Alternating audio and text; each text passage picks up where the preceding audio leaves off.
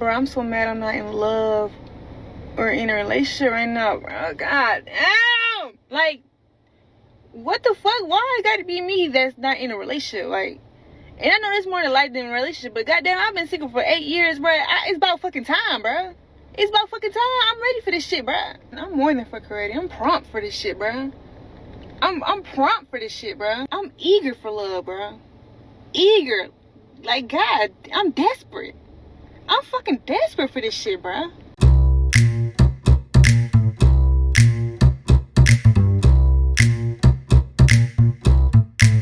Women, stop fucking up relationships with good men. Stop it.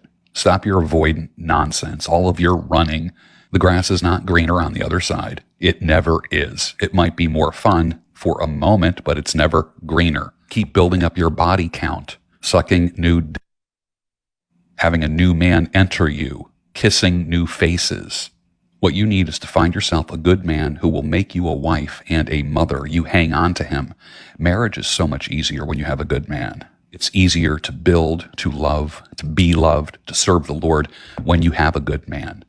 So stop stepping on good men. What's the worst part about being single in your 30s? It's the fact that you start to settle down even though you have no one to settle down with. You can feel yourself wanting to slow down. You are tired, okay? And that's not even the worst part. You know what the worst part is, especially if you were someone who really liked going out, is that a lot of the men who I have kissed in this lifetime has been from a drunken encounter. There is nothing better than a dance floor makeout, okay? But because I don't like going out as much anymore, I have no one to kiss. The last man I kissed was in May, guys. It's honestly kind of tragic. It's like everyone else who is settled down, but they're in a relationship. Oh, good night, kiss. Oh, good morning, kiss. Kiss, kiss, kiss all the time. Me?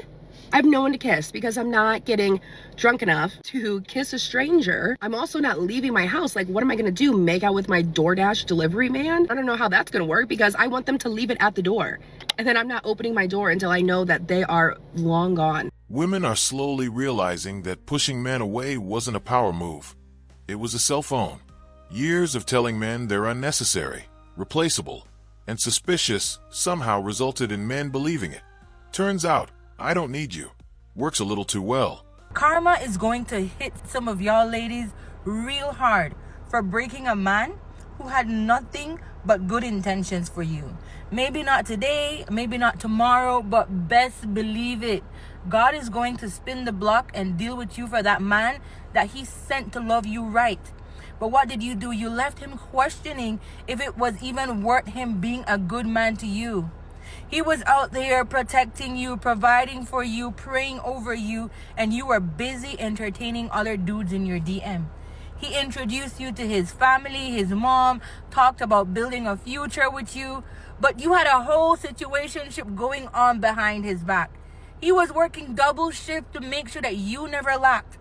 While you're out here sneaking around with some guy that can't even split the bill with you, and you think that you can just skip off into happily ever after ruining a man who showed up for you every time.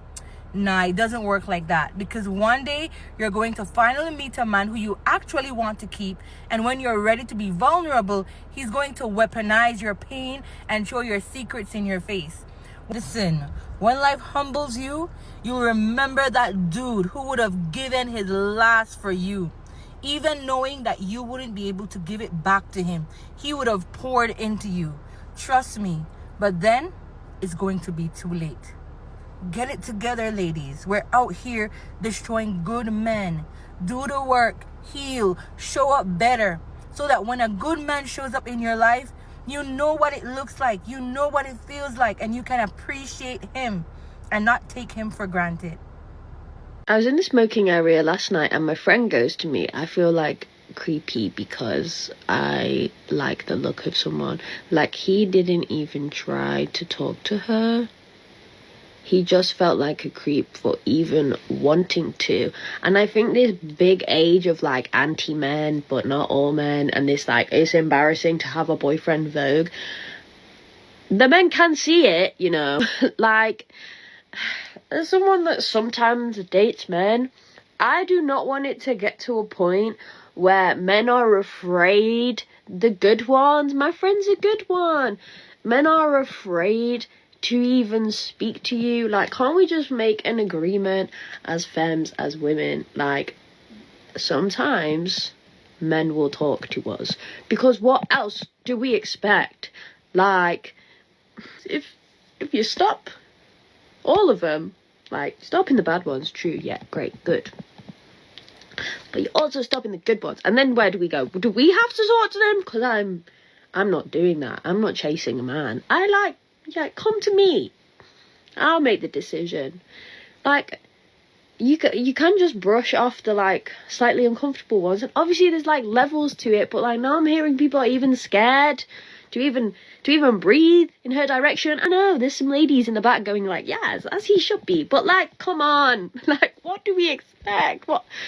What, like, we need to find some middle ground here, because it's getting impossible out here. And, like, where do we go from here? What do we expect them to do? Hello, can we have a meeting, please? Like, They were told men would always chase, always adapt, always beg. Instead, men quietly stepped back, found peace, and stopped auditioning for approval. The chase ended when the prize started yelling.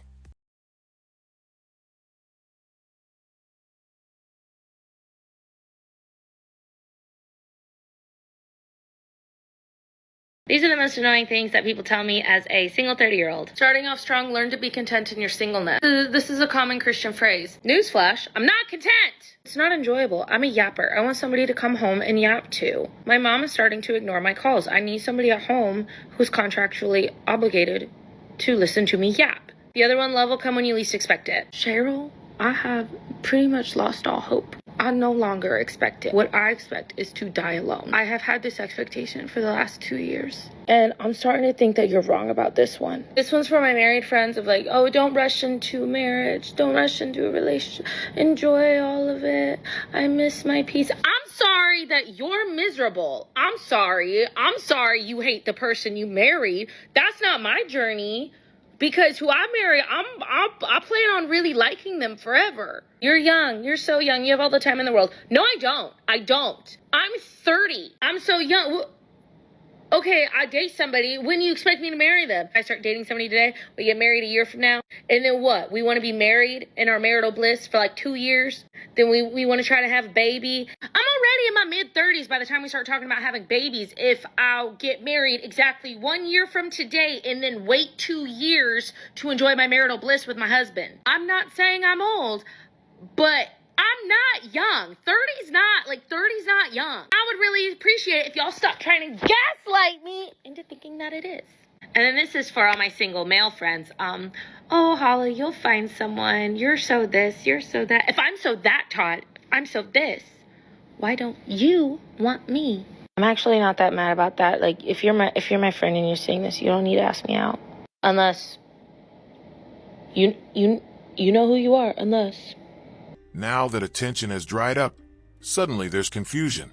Why don't men approach anymore? Because you trained them not to, loudly, repeatedly, and online.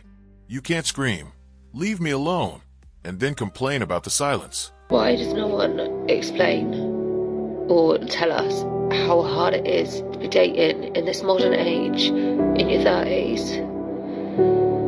I don't want to be going out dating. I don't want to do it. I don't want to put myself through it. I just find that people are so easy to leave, and people can't commit anymore. People don't want to commit anymore. It's too easy to find other things. And then just stupid things like you're going on Instagram or TikTok or anything like that. You're scrolling through and you're seeing all these memes of things that you want to have in your future, and it just makes you feel so envious. Like, I wish I could have that. Why can't I have that? Oh, dating in your 30s sucks. It really sucks. And I think it's just kind of like, it's trying to come to terms with the fact that everything that you thought you'd have by this age isn't always where it's meant to be. Sometimes you just need to wrap your head around it. Social media convinced many women that average men weren't good enough, while average effort was still acceptable. Men did the math and realized the return on investment was negative. High standards, low effort.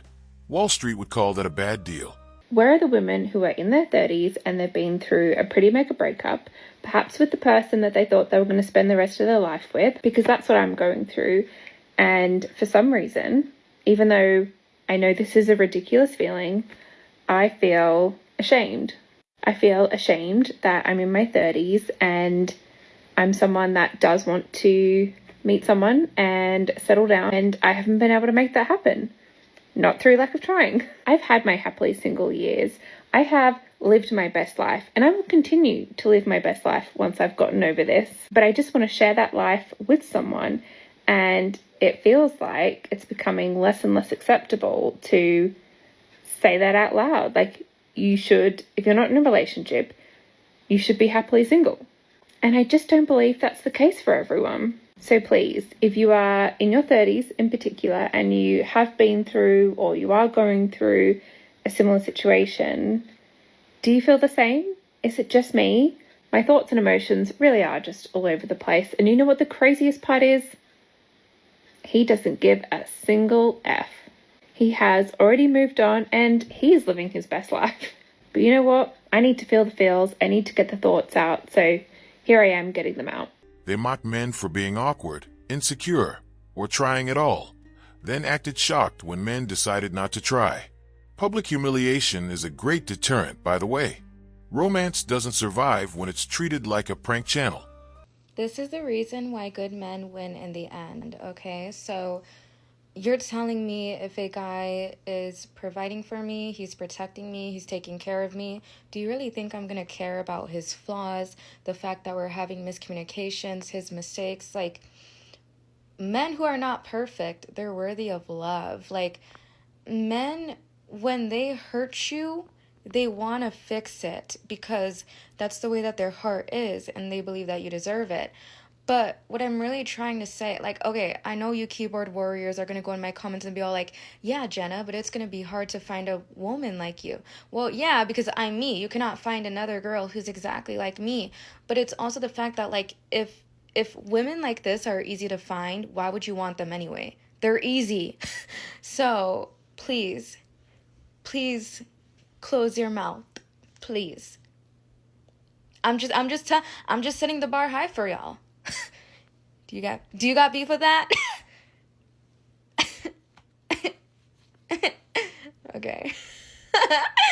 When I want coaching will be in my bio. I've been single for my entire adult life. I've just turned 32 and my last boyfriend was about 15 years ago, and I've never had the experience of someone wanting to spend the rest of their life with me, laying in bed next to me, to weddings, cooking me dinner when I get home. I've never had anybody take me on a date. And God damn!